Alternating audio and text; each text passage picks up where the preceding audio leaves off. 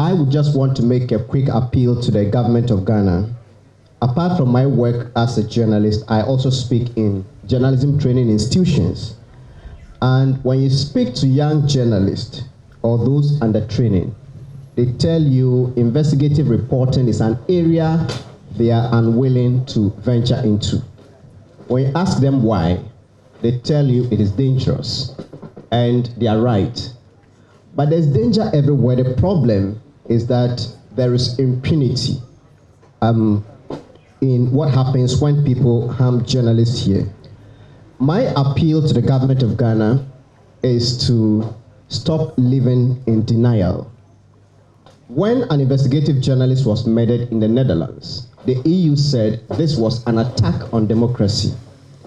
An investigative journalist was killed in Malta, and it resulted in the resignation of the Prime Minister.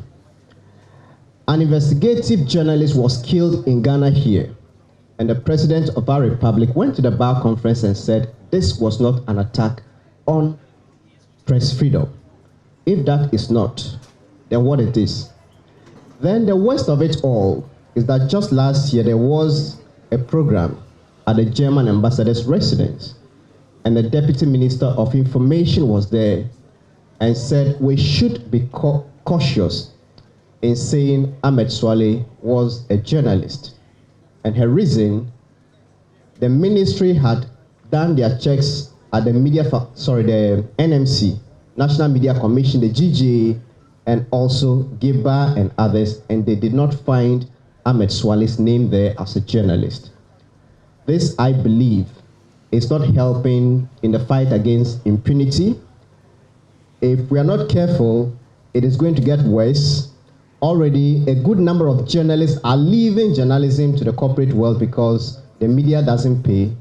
So if we're discouraging journalists or young people from getting into this kind of journalism, we can only get worse. So my appeal to the President of the Republic, the Minister of Information, and the government of Ghana, stop living in denial. The dangers are real. In the past, since 2017, I have reported a number of death threats personally to the police headquarters. Nothing came out of it. I've had to leave the country on 2 occasions, and I know other journalists who have gone through hell within this period. It is not fiction. The dangers are real. And on this day, my appeal to the President is that sit up and listen. Thank you.